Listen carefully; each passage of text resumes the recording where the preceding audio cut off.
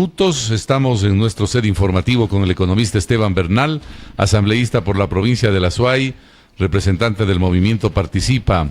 Le agradecemos la gentileza. Muy buenos días, bienvenido a la W. Esteban, una vez que está acá en la ciudad de Cuenca, le hemos querido aprovechar su valioso tiempo para una especie de rendición de cuentas y saber cómo se avanzó con lo que fue una denuncia hecha durante esta semana contra Gustavo Yal, presidente del Consejo de la Judicatura, por la metida de mano en la justicia. Y de lo que entendemos, por lo menos hay dos cosas que se le podría imputar: concusión y delincuencia organizada, frente a un hecho que para todos es conocido. Durante los años en que presidió la presidencia de la República Rafael Correa Delgado, efectivamente reconocido por los dos, por Rafael Correa y Gustavo Yal, se metió la mano en la justicia. Bienvenido, buenos días. Buenos días, Edmundo. Siempre es un gusto estar aquí en la ciudad de Cuenca, en la provincia, en nuestra provincia querida, que nos otorgó este inmenso honor de representarlos en la Asamblea Nacional, y que obviamente lo hacemos con altura, con valentía, para que esos anhelos que tuvieron los azuayos de recuperar una representación que sea provincial y no partidista, es la que tenemos como objetivo cumplirla. Nosotros hemos llevado adelante una serie de acciones en el ámbito legislativo que lo hemos analizado aquí también, el tema de enmiendas constitucionales, el tema de la ley, reforma a la ley eléctrica para mejorar el tratamiento de residuos sólidos en las ciudades del país. Pero a ello también se ha involucrado una de las facultades que tenemos, que es la de fiscalizar. Y en ese sentido tomamos una decisión, los bloques de la Unidad por el Cambio y el bloque de la Integración Nacional, para efectivamente iniciar un juicio político al doctor Gustavo Yalc, Robben, y a los vocales del Consejo de la Judicatura. ¿Por qué razón? Primero, todo lo relacionado con el manejo de la justicia en el país, Edmundo, fue un secreto a voces durante toda la época correísta. De hecho, el mismo presidente de la República en enero del 2011 dijo a gritos y a viva voz, sin pudor alguno: vamos a meter la mano en la justicia. Y sí que lo hizo. Y sí que lo hizo, porque la conformación del Consejo de la Judicatura permitió que efectivamente todos los miembros del Consejo de la Judicatura, a través de la nominación que hace un Consejo de Participación Ciudadana, este Consejo de Participación Ciudadana, que no ha cumplido con las expectativas de la verdadera participación ciudadana, eligió a los vocales del Consejo de la Judicatura. Y coincidencialmente, mi estimado Edmundo, coincidencialmente, ese Consejo de Participación Ciudadana, ese presidente del Consejo de la Judicatura es el doctor Gustavo Yalc, que fuera ministro de Justicia de Correa, que fuera ministro del Interior de Correa, que fuera secretario privado de Correa con rango ministerial. Es decir, habiendo sido uno de los hombres más cercanos al régimen, pasó a buscar la independencia, entre comillas, de la justicia ecuatoriana. Con las mejores calificaciones, como pasaron casi todas las autoridades electas. ¿No? Así es. Como pasó Poli. Pero ustedes tienen que comprender, la ciudadanía, Edmundo, el doctor Yalc y todo el Consejo de la Judicatura, que todos conocíamos de manera eminentemente apreciativa, que era quien controlaba la justicia en el Ecuador, hasta que se dieron los hechos que fundamentan este proceso de juicio, que es lo que vamos a detallar. El doctor Yal y los vocales han incumplido lo que determina el artículo 181, numeral 5 de la Constitución de la República, porque en ello dice claramente las funciones del Consejo de la Judicatura: velar por la transparencia y eficiencia de la función judicial. ¿Cree usted que han velado por la transparencia? Imposible. ¿Y por qué lo digo? Porque hay varias pruebas para ello. El primero, los correos electrónicos que salen de un programa llamado Factores del Poder desde Miami, de una periodista, Patricia Poleo, en donde el doctor Yalc, y aquí viene la primera autoincriminación del doctor Yalc, en donde dice, sí, los correos existen. Lo perverso es cómo lo obtuvieron. A mí, en lo personal, desde el ámbito político, no me interesa cómo lo obtuvieron. Quizá fue de la misma forma que obtuvieron los correos electrónicos de Marta Roldós o los de Sedatos. Cuando ellos lo consiguen, no hay ningún tipo de responsabilidad penal. Efectivamente, puede ser que así haya sido, ¿no? Puede ser que así lo hayan conseguido, pero eso a mí en lo particular no me tiene sin cuidado, porque la obtención de esos correos o el mecanismo de obtención de los correos debe ser ventilado en otro ámbito, que es el ámbito penal. Que eso el doctor Yal lo lleve adelante y lo ventile allá. Lo que a nosotros nos interesa es que él dice, a pesar que me robaron, esos correos sí son reales en su contenido, en su declaración, porque dice, sí, efectivamente yo me comunicaba con el presidente de la República, y más de 40 correos electrónicos que salieron a la luz pública hace 15 días.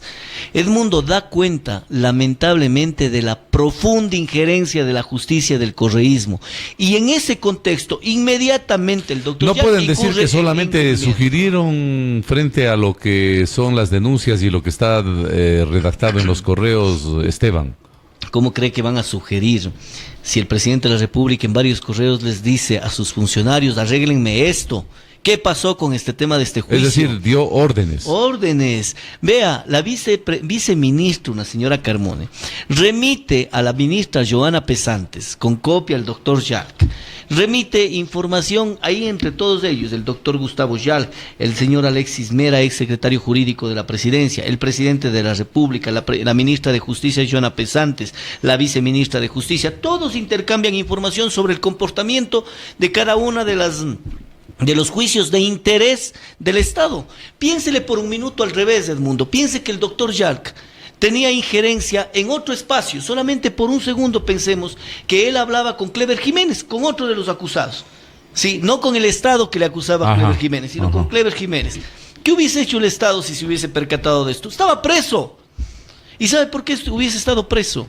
Porque además, el artículo 168, numeral 1 de la Constitución, que le invito a revisar, Edmundo, dice determinantemente que aquel que ingiera directamente en la justicia o en la independencia de la justicia tendrá responsabilidades civiles, administrativas y penales.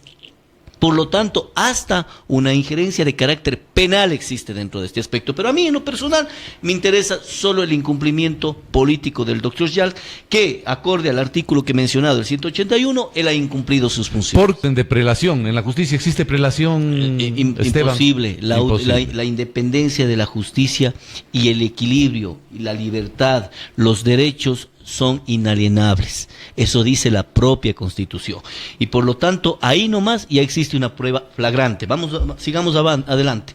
Segundo, existe 40 jueces o ex jueces que de manera conjunta, Edmundo, han testimoniado en contra del doctor Yalc y del Consejo de la Judicatura. Además, de manera concordante. Y toda esa información está documentada. Sí, señor, toda la información está documentada, pero se suma algo, Edmundo. Vamos a un tema muy puntual. El doctor Vladimiro Álvarez, jurista guayaquileño, en un panel que tuvimos la posibilidad de tener en la ciudad de Quito, decía con tanta propiedad: mire, lo que plantea el asambleísta Bernal del juicio político tiene validez solo con las declaraciones de los jueces. Entonces el periodista le decía: bueno, pero eso tiene sustento. Pero claro que tiene sustento, le decía. Imaginémonos que en la esquina de la radio, a las horas de la madrugada, existe un atraco. Y ese atraco no es ni filmado, ni fotografiado, no tiene pruebas, pero existen 5 vecinos que de manera concordante pudieron ver, y los 5 concordantemente dicen: es el señor de casaca verde, de pantalón negro, que vive en la esquina, el que le mató al ciudadano. ¿Cree usted que algún juez en el mundo va a desestimar una prueba de 5 testimonios de esa naturaleza? Claro, imposible. Imposible. Eso más bien lo Pregunto ratifica. yo, ¿cree usted que algún juez que no sea de Alianza País en el mundo va a desestimar la prueba testimonial de 40 jueces que dicen de manera concordante que fueron presionados, sumado a una centena de personas que se están comunicando con nosotros de todo el país, a decir: yo también voy a confesar, yo también voy a entregar documentación? Esa es otra prueba que es irrefutable. Y súmele los expedientes de censura que tuvo el Consejo de la Judicatura. Y aquí sí me va a permitir hacer una chiquita evaluación jurídica de lo que está pasando, a pesar que soy economista, pero uno tiene que profundizarse en el mundo, profundizarse en la norma para poder llevar adelante procesos serios, profesionales y dignos para la historia del país.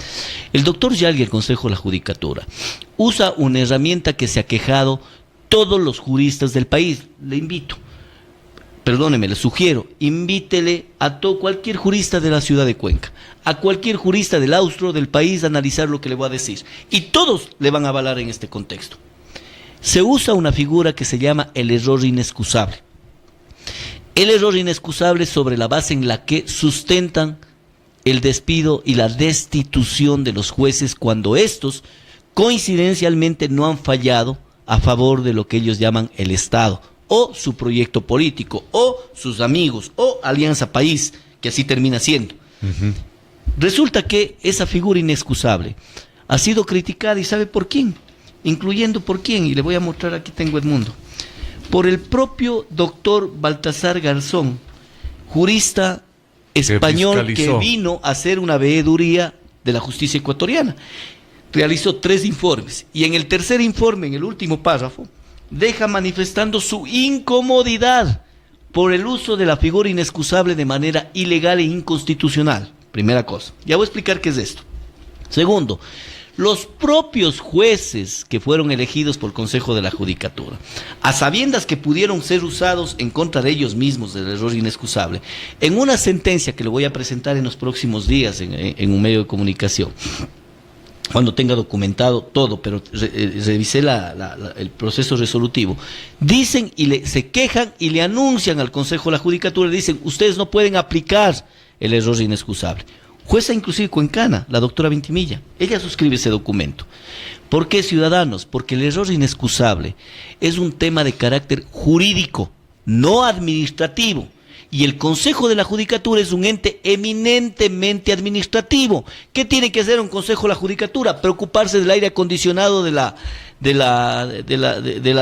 Corte Superior de Justicia de Guayaquil, que exista la provisión de resmas de papel aquí en la ciudad de Cuenca, que tengamos las condiciones adecuadas y obviamente sancionar a aquellos jueces que no cumplen.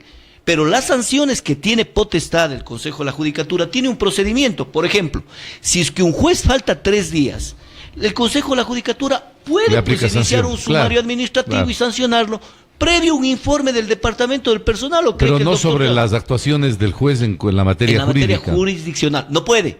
¿Sabe quién puede? Los únicos que pueden son los propios jueces. Es decir, la justicia, para mantener la independencia aquí y en el mundo, debería ser aquí, pero en el mundo funciona, excepto aquí, porque aquí metió la mano Correa. Se autorregulan. Es decir, el juez se regula con otro juez de su segunda instancia o de instancia. ¿Y Gustavo Yal promueve esta situación? ¿O más bien...? Más de 27 expedientes en donde vamos a presentar que efectivamente él aplique el error inexcusable saltándose al juez, pues.